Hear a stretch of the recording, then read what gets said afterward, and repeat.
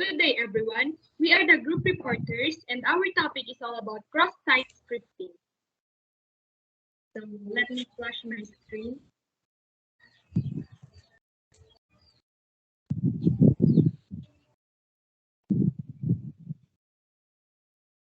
So we have Chapter 6, Introduction to Cybersecurity.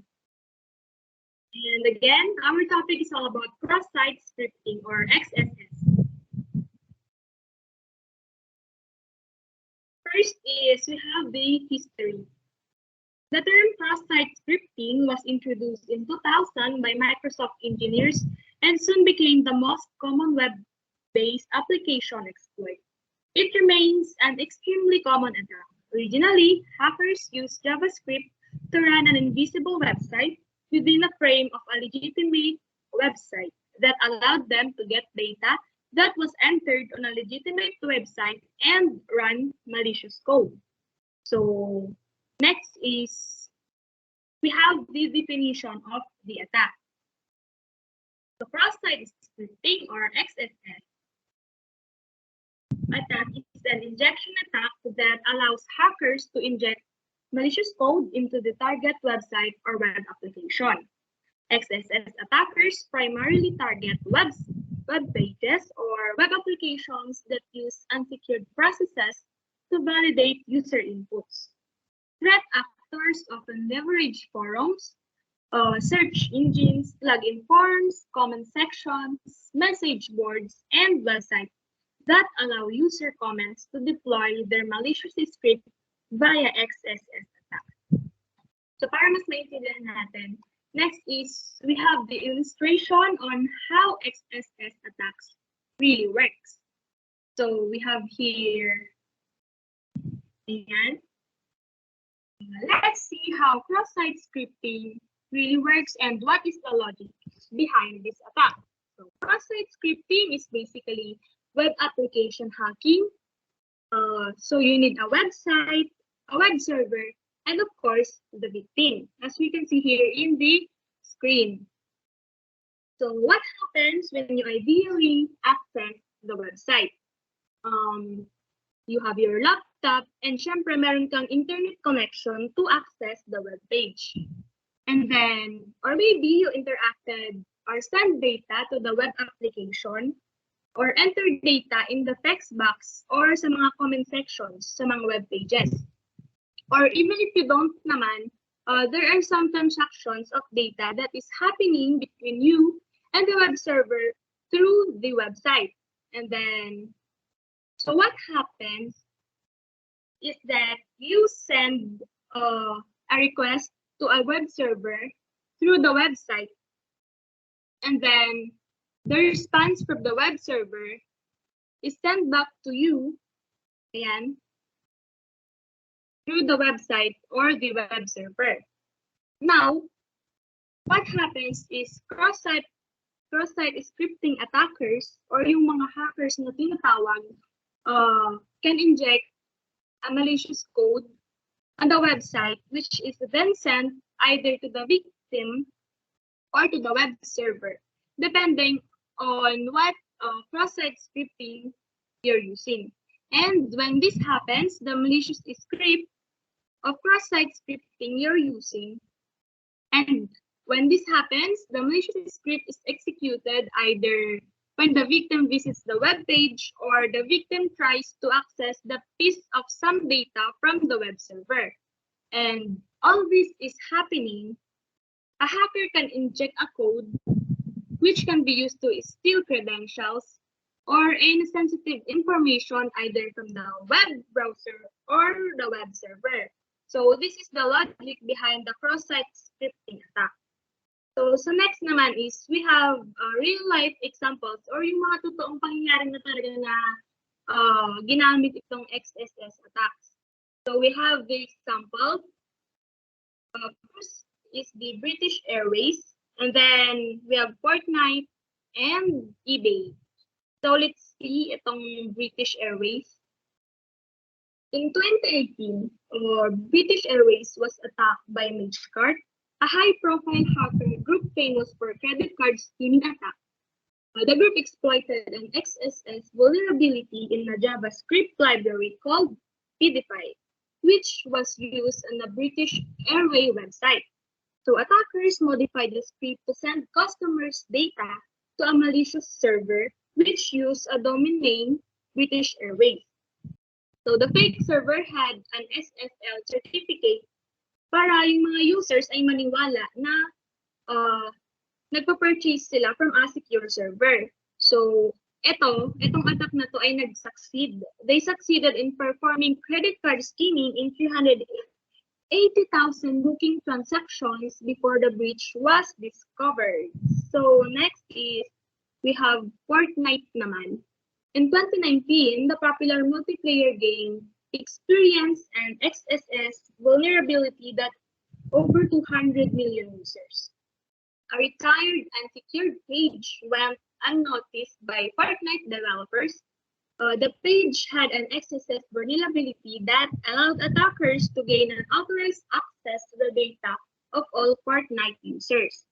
So attackers could have used XSS in combination with an insecure single sign on SSO vulnerability to redirect users to a fake login page. This would allow them to steal virtual currency within the game and record player conversations as reconnaissance for future attacks. So Checkpoint discovered the attack and notified Fortnite, but it is unknown if the vulnerability was exploited by attackers in the interim. So lastly, we have the eBay. Yeah. In late 2015 and early 2016, eBay had a severe XSS vulnerability. The website used a URL parameter that redirected users to different pages on the platform, but the value of the parameter was not validated. This allowed attackers to inject malicious code into a web page. The vulnerability enabled attackers to gain full access to eBay seller accounts, sell products at a discount, and steal payment details. It was actively used by attackers to manipulate eBay listings of high-value products such as vehicles. eBay eventually remediated the vulnerability, but follow-on attacks continued until 2017. Next is we have the types of XSS attacks. Cross-site scripting can be classified into three major categories: stored XSS, reflected XSS, and DOM-based XSS. First is stored XSS, or persistent XSS, the most damaging type of XSS. An attacker uses stored XSS to inject malicious content, referred to as the payload,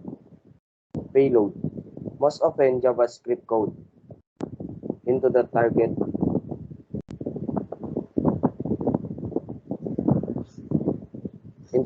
application. Second is reflected XSS, non-persistent XSS. The second and the most common type of XSS is the reflected XSS, non-persistent. Yung isa pa. DOM-based XSS. An advanced XSS attack is possible if the web application's client-side script write data provided by the user to the document objective. So, yung una, stored XSS. The title of XSS kind of tells how it works. The term stored indicates that the payload is stored somewhere. In stored XSS, the payload is stored on the server side. Once the payload is present within the application, provided it wasn't properly escaped by the developer when it was prepared for display.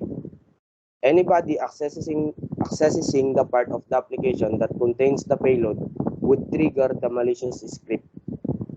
If there is no input validation, this malicious code is permanently persisted by the target application, for example, within a database.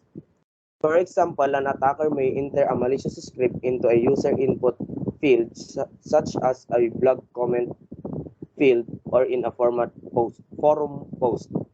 When a victim opens the affected web page in a browser, the XSS attack payload is served to the victim browser as part of the HTML code, just like a legitimate command would.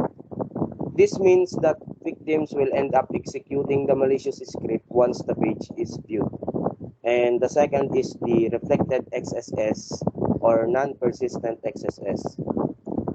In this case, the attacker's payload has to be a part of the request that is sent to the web server. It is in the reflected back in such a way that HTTP response include the payload from HTTP request. Attacker use malicious links, phishing emails, and other social engineering techniques to lure the victim into making a request to the server. The reflected XSS payload is then executed in the user's browser. In this type of XSS, the malicious script is reflected from the server back to the client. Hence, it is called reflected XSS. If an attacker wants to use reflected XSS, they have to send the payload to each victim. Hence, reflected XSS is also known as an n% persistent XSS. And the last is the DOM-based XSS. The data is subsequently read from the DOM by the web application and output to the browser. If the data incorrectly handled, an attacker can inject a payload, which will be stored as part of the DOM and executed when the data is read back from the DOM. A DOM-based XSS attack is often a client-side attack and the malicious payload is never sent to the server. This makes it even more difficult to detect for a web application firewalls and security engineers who analyze server logs because they will never even see the attack. In DOM XSS, an attacker injects the payload in the DOM via the URL or any sink used by the browser's API. When a user visits the page at the URL or triggers an action on this page, the browser updates the DOM to include the attacker provided script. That's when the application executes the payload. And that brings us to the end of this post.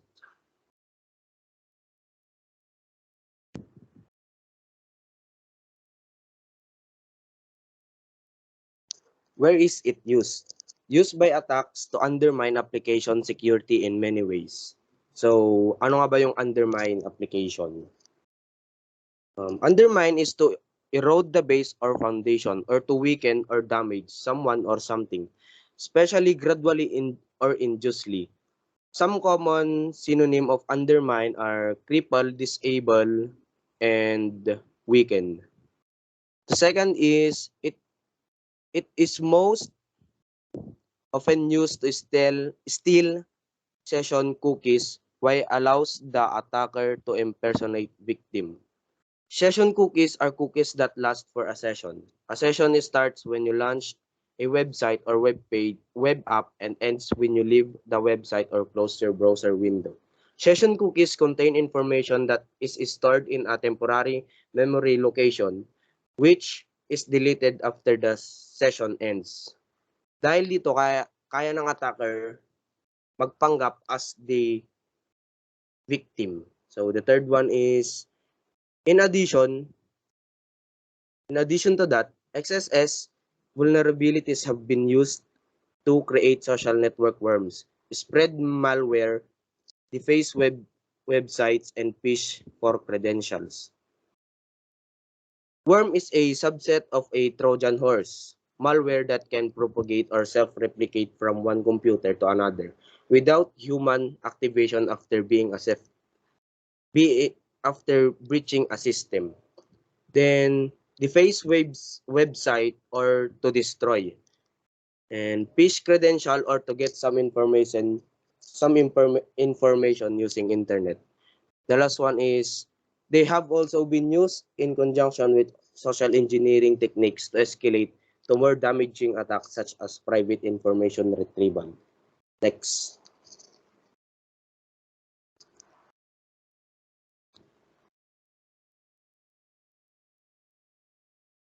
Um, the benefit of XSS to attackers. Attackers can gain access to sensitive information stored in a user browser, such as cookies. So, cookies as small text files that a website stores on your device, smartphone, or computer. When you browse the internet, they are created when your browser loads a particular website, and the site sends information to your browser, which then creates a text file.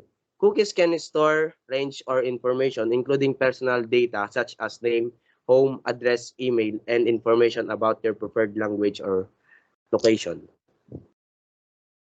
The last one is, if the victim has admin privileges, then the attacker might also gain the access to the special features of the application. Thank you.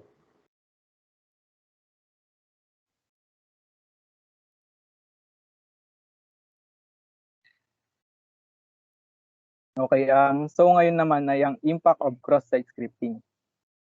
Next. In a brochure where application, where all users are anonymous and all information is public, the impact will often be minimal. Next. In an application holding sensitive data, such as banking transaction, email, or healthcare records, the impact will usually be reduced. Next. If the compromised user has elevated privileges within the application, then the impact will generally be critical, allowing the attacker to take full control of vulnerable application and compromise all users and their data. So, makikita natin dito na ang actual na epekto ng cross-site scripting attack generally ay depende sa nature ng isang application, ang kanyang functionality at data, and the status of compromised user.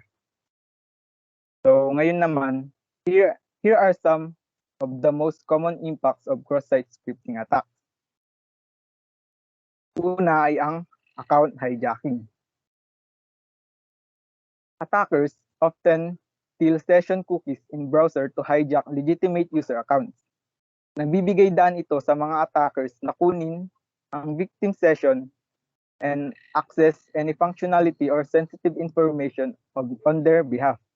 Assuming a malicious actor managed to steal the session cookies of an administrative account, an attacker ay pwedeng makakuha ng administrative access to the entire web application. So, sunod naman ay ang credential theft. Isa sa most XSS attack vectors is to use HTML and JavaScript para magnakaw ng user credentials. Attacker can clone the login page of the web application and then use cross-site scripting vulnerabilities to serve it to the victims. Kapag ang victim ay ginamit ang vulnerable web page na yon and input their credentials, they are forwarded to a server under attacker's control. Sa pamamagitan nito, attackers can obtain the credentials of a user in plain text instead of hacking their session cookies, which may expire. Next. So, ang last ay ang data leakage. Another powerful XSS attack vector is exfiltrating sensitive data, kagaya ng social security numbers, personally identifiable information, o credit card info, and performing unauthorized operation kagaya ng bank transaction. Sa sandaling magkaroon ng access ang attacker sa personal or sensitive information ng user, they can demand ransom payments from the organization para i-delete ang data or leak information of their customers. Next.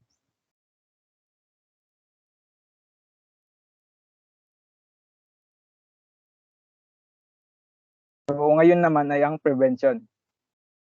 How do you prevent cross-site scripting?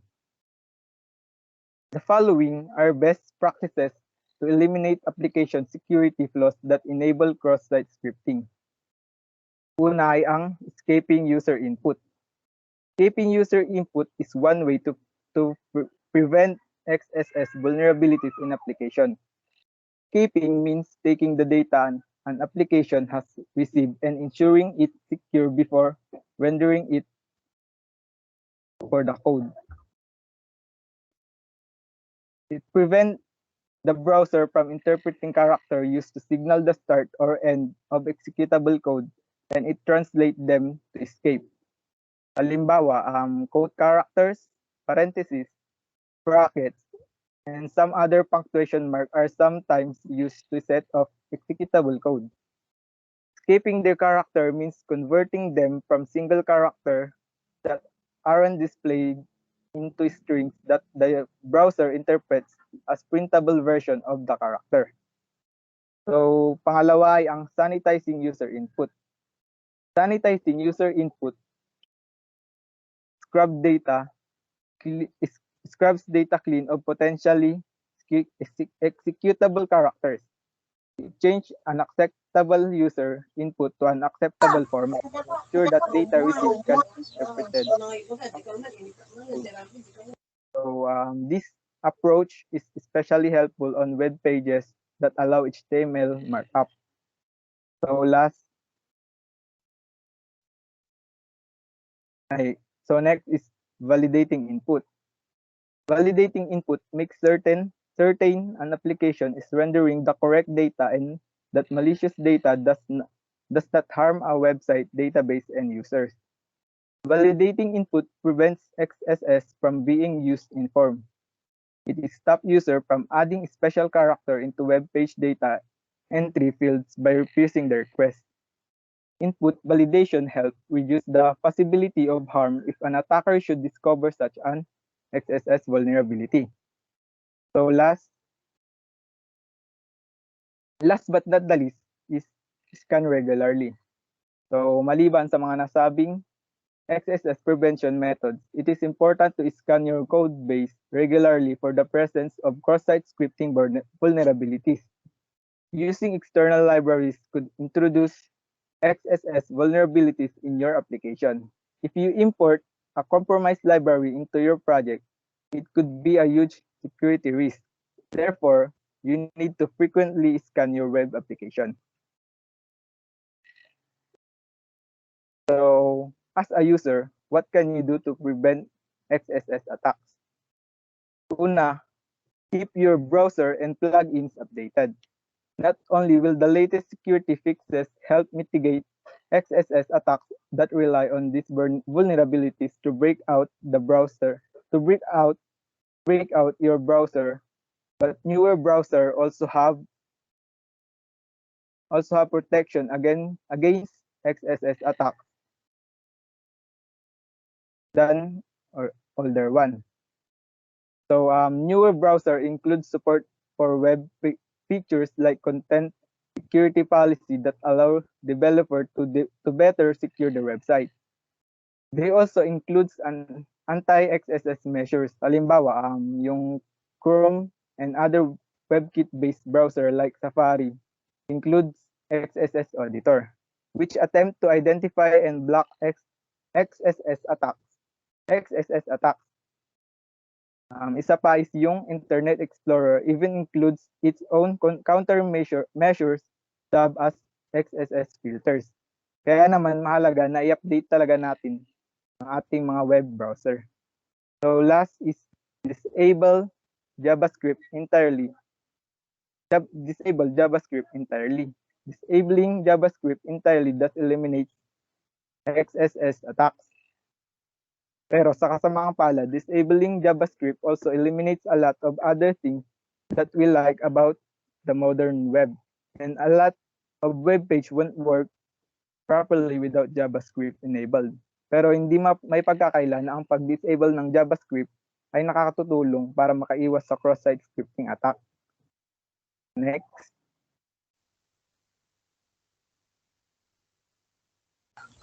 So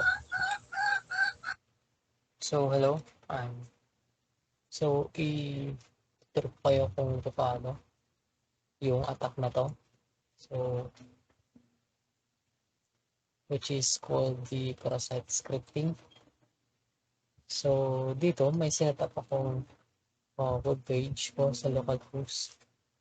And this web page is vulnerable sa mga attacks. Gaya ng mga brute force, SQL injections, cross-site scripting. So, good to for testing So, start natin. So, itong web page na to is maganda kasi meron siyang security level from low to impossible. So, para matest natin at makita kung ano yung mga security na ginagandag or ginawa nila to improve the security from low to impossible. So, let's go to cross-site scripting start, or unahin na natin yung reflected. So, since reflected, ang gagamitin para ma-load, ma-execute yung malicious or itong cross-site scripting na to is need tong link na to isend mo sa target, and once na clinic tong link na to is ma-execute yung malicious script na in-inject or in-implant mo sa input field. So, una, ang gagawin natin is titignan natin if this simple field is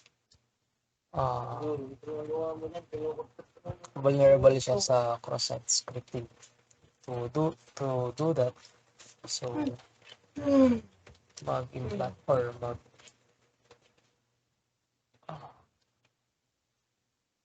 tayo ng script tag. So, script.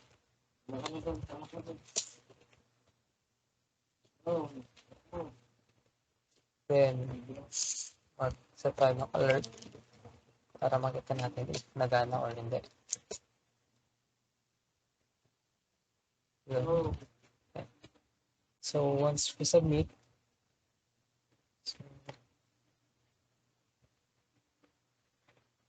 tingnan natin yung security, naka-medium siya. So, i-do muna natin. Diba? So, script.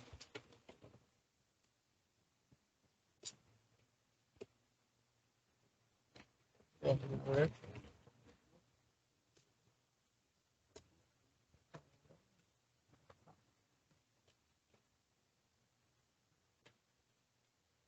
Then, submit. Hindi siya naka-medium kasi yung security niya. Hindi pa siya na-submit. Kaya ayaw. Pwede natin, script.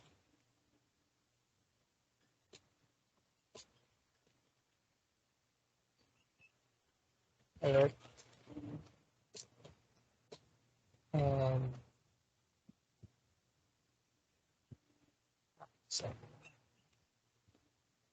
then, submit natin. So, yun. Kung mapapansin nyo, may nag-pop up na message. Please back, sabi niya, since yun yung nilagay natin. So, ibig sabihin, vulnerable siya sa Microsoft scripting. So, once na ito, sinad natin tong link na to sa target natin, sa victim natin, is ma-execute yung in-implant nating script. So, for example, refresh natin since mag-execute ulit yung script, yung ating malicious script. So, ganun lang ba yan? So, ganun na lang ba yan? Hindi. So, ang pinaganda kasi nito, pinagamitan lang natin ng pop-up para makita natin. So, pwede pa tayong gumawa ng mas powerful na attack. For example, kunin natin yung cookies, yung session cookies niya. So script.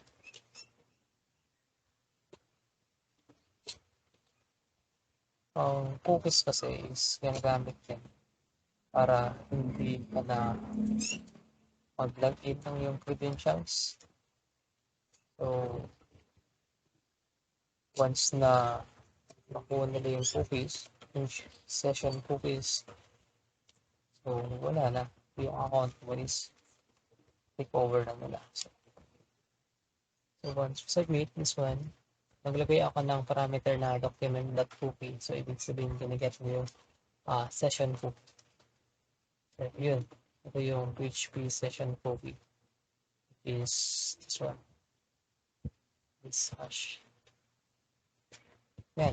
So, once na kinapi yan, then binagay sa ginamit. So, as username na admin, so pwede na siya mag-login sa iyong account using your session cookie. So, yun yung pwede pang mangyari using this cross-site scripting, and marami pang iba. Pwede rin gumamit ng BEEF or the browser exploitation framework, or pwede ka rin mag-implement dito ng Trojan tools para mag-download ng Trojan. And yung Trojan na yun is nag-create ng backdoor or RAT, or the remote access tool.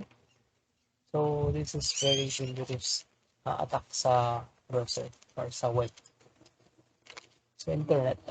So, next. If, for example naman, i-increase natin yung kanyang security gaya kanina ng video. So, ano yung magiging difference? So, let's submit. So, let's go back to reflected. Then, try ulit natin yung script niya. Para mas madali, open na lang tayo ng hotspot.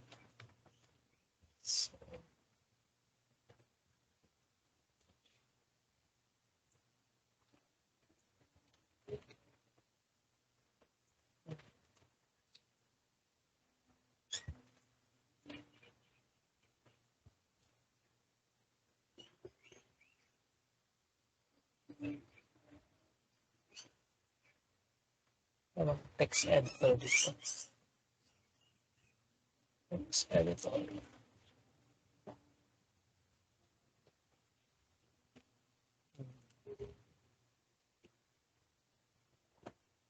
So, lagyan lang natin dito yung mga script na ginagamit natin. So, script tag.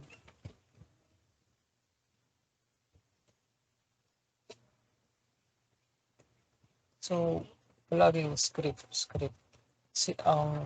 Kasi, ang mga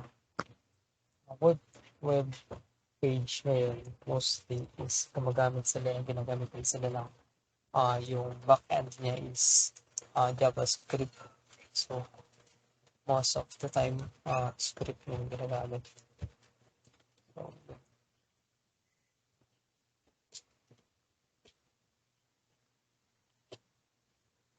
So, try ulit natin dito kahit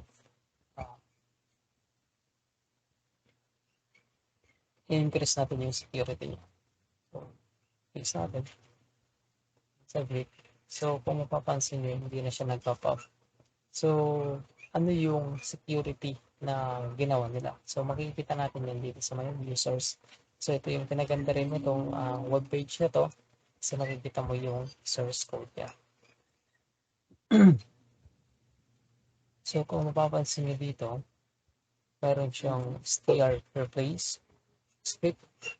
So, ibig sabihin lang nito is ini-strict niya yung word or yung script tag na to. So, tinatanggal na yan once na nabasa niya dun sa input field. So, tatanggalin niya yung strict. So, ganoon lang yun. For example, itong dito, once na ito yung send natin, tatanggalin niya to. Yan. Ganyan na lang siya.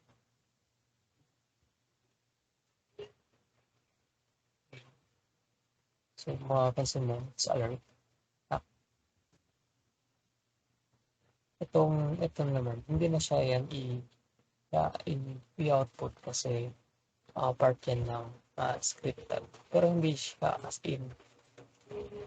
Or, I think, wata. tinanggal na rin ito sa may script tag or dun sa may pag-sanitize yung script.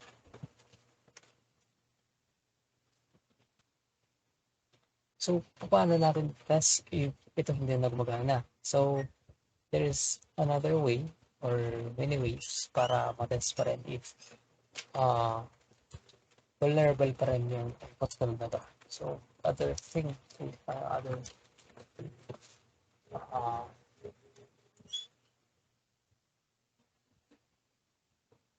malicious script is since nakita natin yung kanyang web design is ini-strip niya yung word na or yung script tag. So, ang gagawin natin is gagamit tayo ng script tag or nested script tag. So,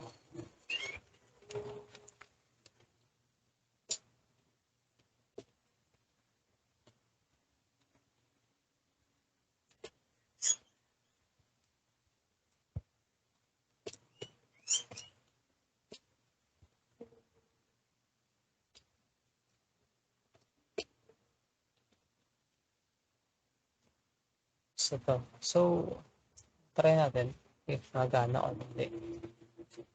Okay. Paste. Sige. Kung mapansin nyo, gumana pa rin siya. So, ang nangyari is since ini-strip niya yung script tag, once na ini-strip niya itong tag na yan, is mabubuo pa rin yung kanyang malicious script naman to. So, same pa rin. In-strip niya lang. That's why it's called nested script tag.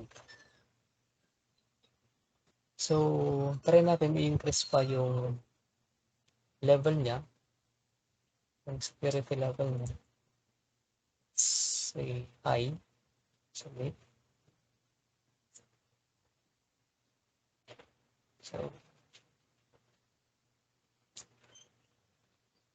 So, syempre, since mas high na ito, talagang hindi na nagana. So, ito na lang ito try natin. So, ito na face natin, then submit. So, ayaw na. So, tingnan natin yung kanyang security, yung service. So, kung papansin nyo, ini-strip pa rin, pero this time, mas yung kanyang algorithm is mas complex na. So, talagang i-strip niya yung makikita siyang ganito. And then, so, kahit yung nested script tag is hindi na gagana. So, pero may another way pa rin. It's not stop there. Pwede pa rin natin yung gawa ng paraan. So, ang another malicious script ay gagawin natin is the image tag. So, check tayo ng source. Since image, so may source, baga ito yung picture, set tayo dito ng location. Pero this time, mag-set tayo ng broken. O dapat location dapat to. So, dapat path location yung lalagyan natin. So, gagawin natin is lalagyan natin siya ng broken. Then, on error, was alert.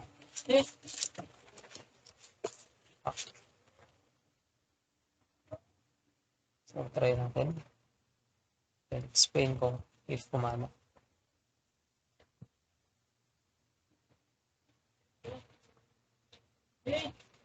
So, yun, lumana pa rin. So, kahit naka-high, is nagawan pa rin natin ang paraan.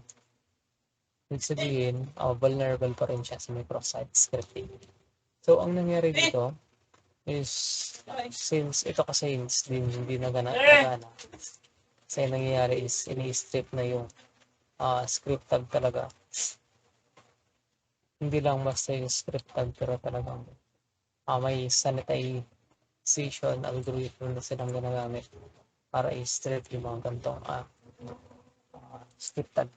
So, ang ginawa natin is gumamit tayo ng image tag, then nag-set tayo ng source or the path location, which is broken. Then, ibig sabihin, magre-raise yan ng error. Then, meron tayong tawag dito sa JavaScript is event handler. So, once na error is itong gagawin mo. Do it, sabi. So, alert. So, ganun pa rin. Ganun pa rin nangyayari. Kapag ma-implant pa rin tayo ng malicious script or program. Ito, pwede ganun pa rin ganyan. Ganyan natin ng document cookie. So, makukuha pa rin natin yung session ID or session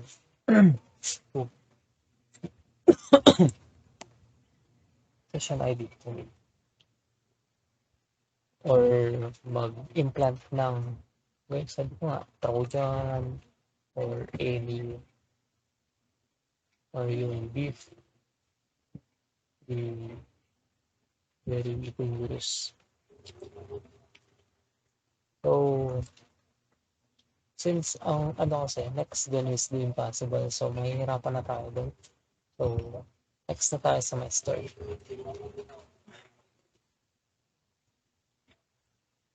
So, dito, may dalawa siyang input field. So, ang test lang natin is itong message. So, ganun pa rin. So, ang pinagkaiba lang kasi na ito, yung kanina, yung link talaga yung send mo sa target mo. This time, ulitin natin, yung sa may reflected, yung link yung sinasend mo. Ibig sabihin, hindi ka nag-send yun sa may server mo. But this time, i-install mo to sa server. Then, once na may nag-login and nakita yung, for example, itong message na to, then mag-execute yung in-implant mong malicious program. So, let's start. So, dito, let's start ko. Then, i-set muna natin yung security na lang level. Low. Okay. Then, let's go to start. Then, ulit na natin ito.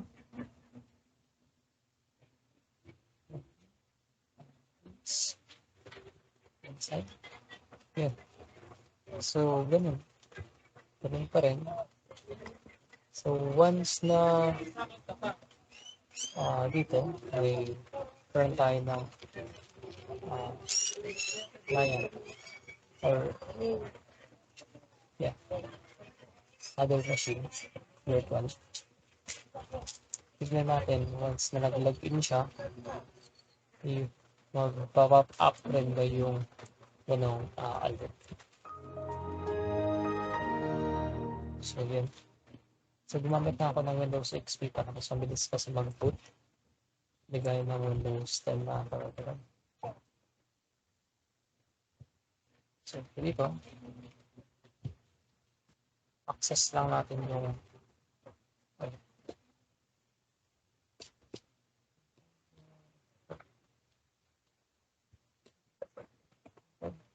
so, login tayo. Password. So, yan.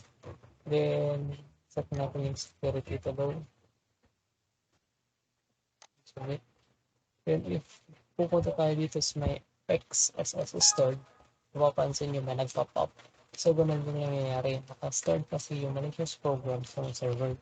So, once nag-request itong client na to, so yung server naman is magre-response. Then, with that response, may naka-implant na malicious program. So, for example, itong naka-implant dito is pwede ka it's Trojan. Mag-install yan. Then, pwede na siyang mapag-create ng session or backdoor. So, yun. So, mas madali lang kasi kapag ito yung ginagawa. Para hindi mas complex. Kumbaga, ito na lang yung magiging representation ng ganang attack. So, let's explain that. Next natin. So, yun na. So, increase ulit natin yung security niya to medium. Then, submit.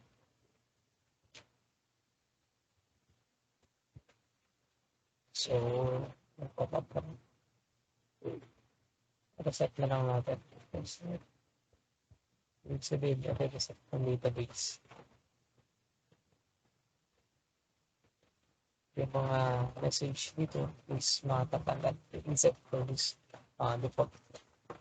So,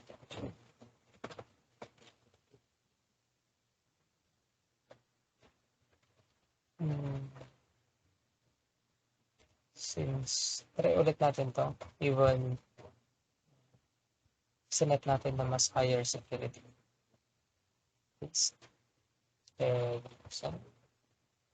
So kung mapapansin nyo is hindi na siya nag-pop up.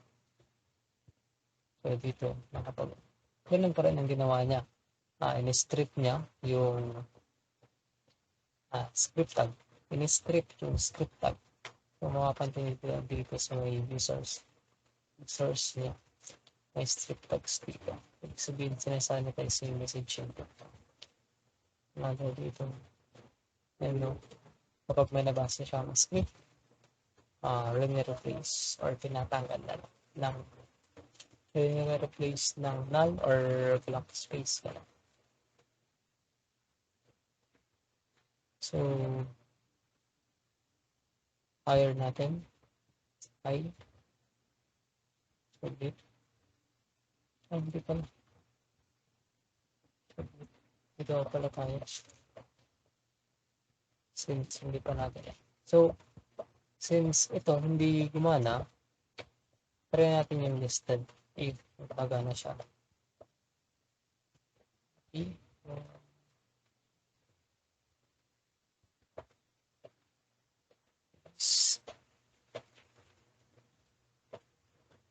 So, hindi na siya nagana.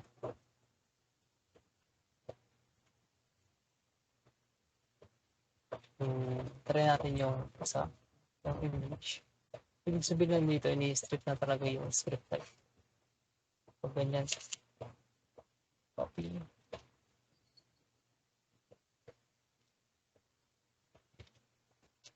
Sign. So, ayan rin.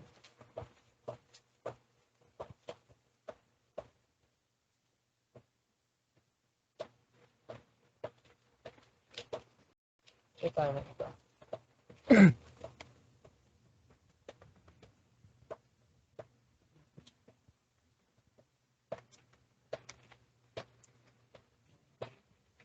Tignan natin yung source.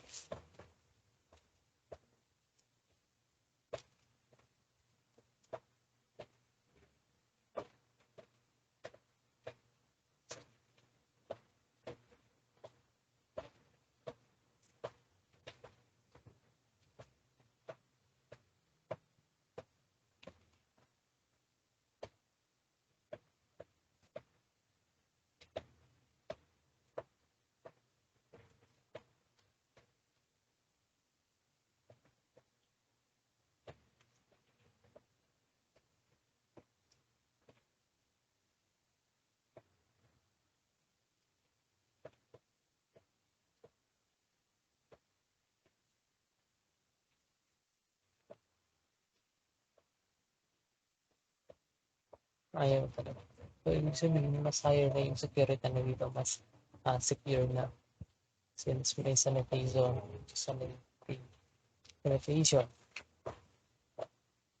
algorithm na silang ginamit. So, that's how stored cross-site scripting. So, naka-store siya sa my, that's why called it stored siya sa my server. So, once na may nag-visit, yun, nag-execute yung malicious program.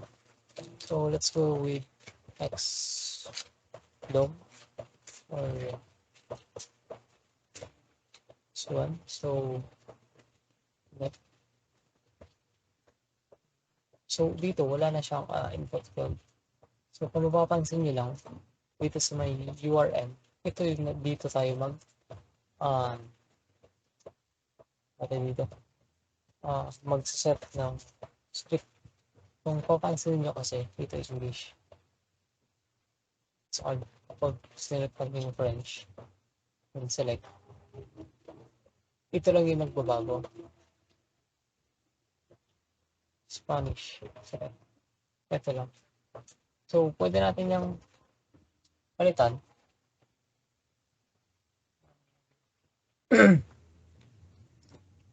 Script or wait. Palitan muna natin yung security. Hindi na natin sa loob. Mas maganda. Okay, sa loob.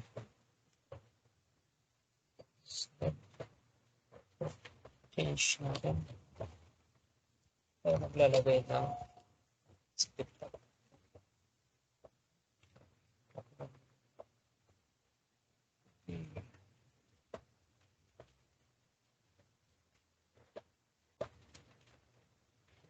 Then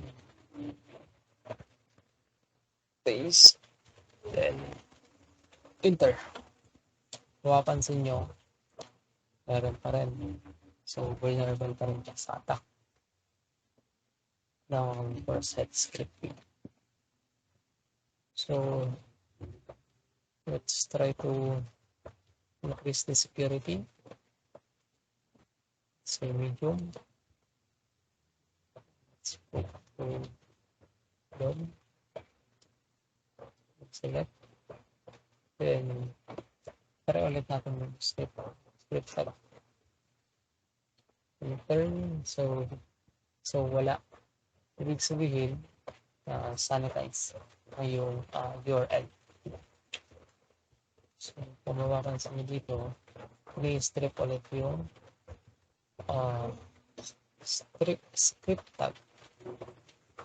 So, this time, try natin yung isa. This one, yung nested script.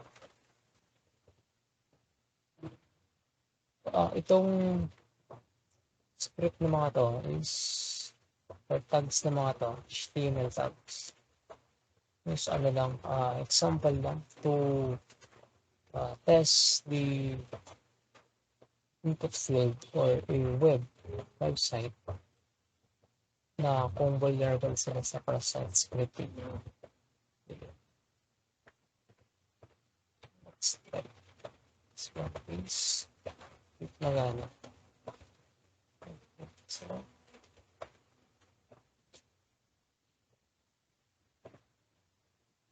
please.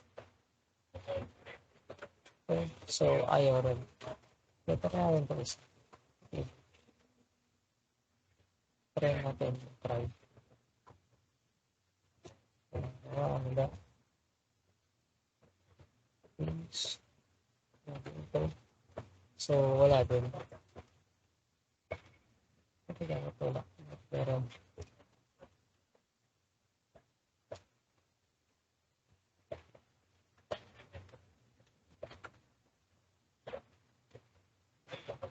okay. Gamit tayo na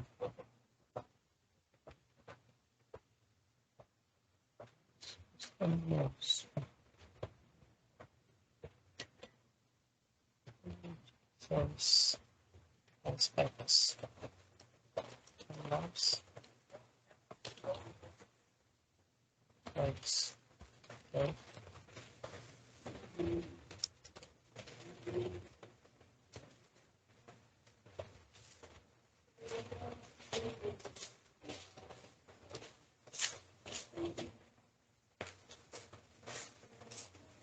So, ayan.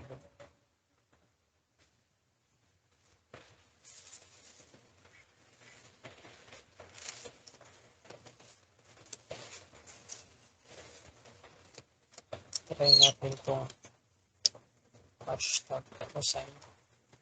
Then explain ko kapag gumana.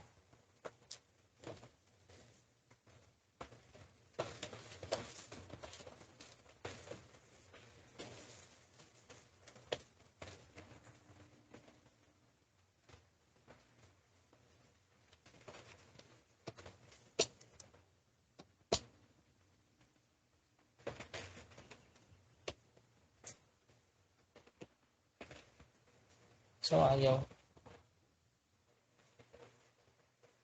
So, ayaw. So, try ulit natin. So, try natin inspect itong ano na to.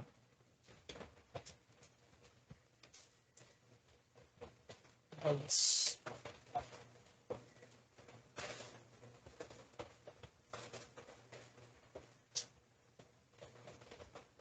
inspect. So, examine natin itong source code mo. Yung papansin nyo dito,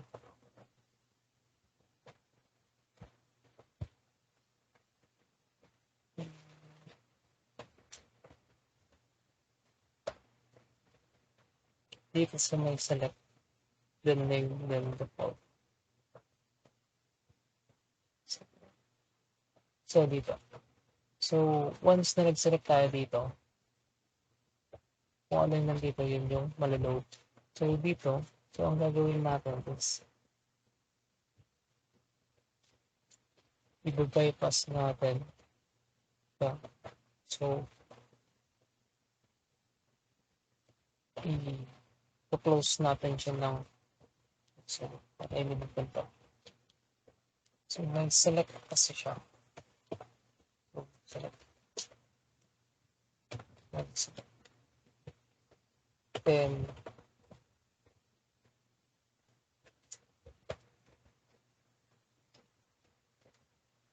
options is English. This one, English.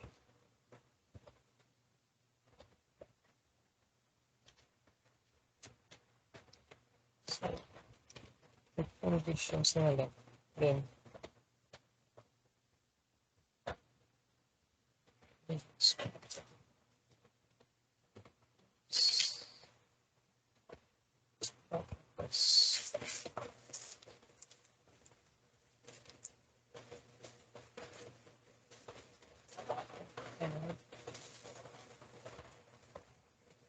option. So, value.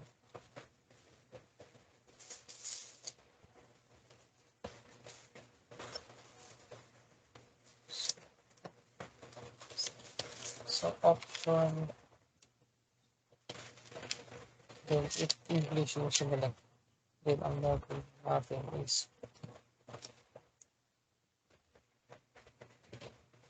iset natin, ipa-close natin siya na mas maaga. Kasi dito may ganda. Dito yung kanyang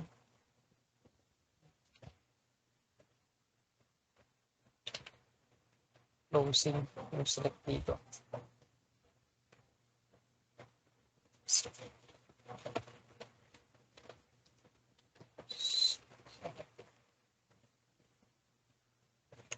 Para mas may nandiyan gawin ko muna. Then, head option dito.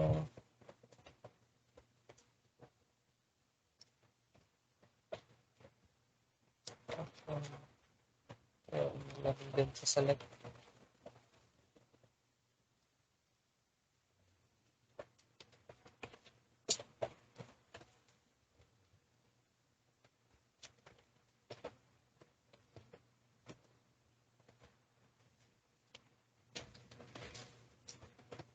So, ganito yung gagawin natin. So, for example, English yung sinilect.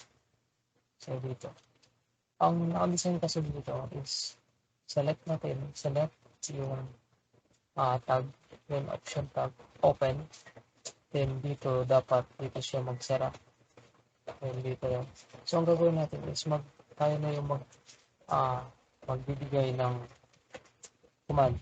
Na dito pa lang is magsara siya. Then, dito banda is dito natin ilagay yung malicious script natin. Okay. So, ganun yung gagawin natin. So, try natin dito. Next natin. Then,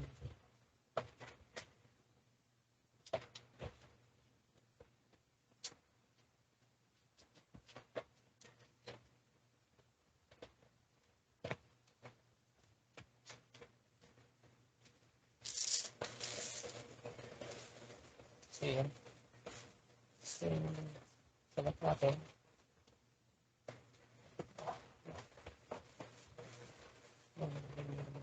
Reset muna natin.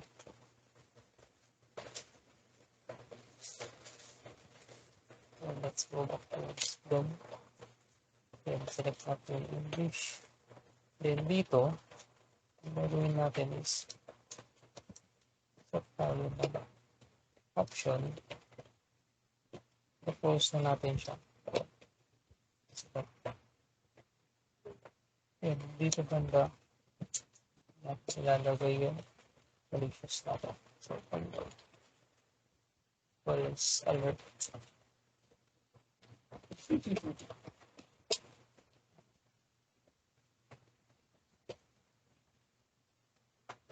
So, let's start. So, yun. Makapansin nyo is nagawa pa rin natin ng paraan.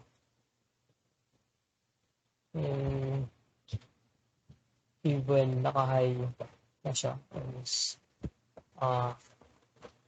nakita pa rin natin, na-rest pa rin natin na vulnerable siya sa Microsoft scripting. Even though may sanitation sa may input field niya. And even the image tag is higher din. And even the also nested script tag higher din. So, using this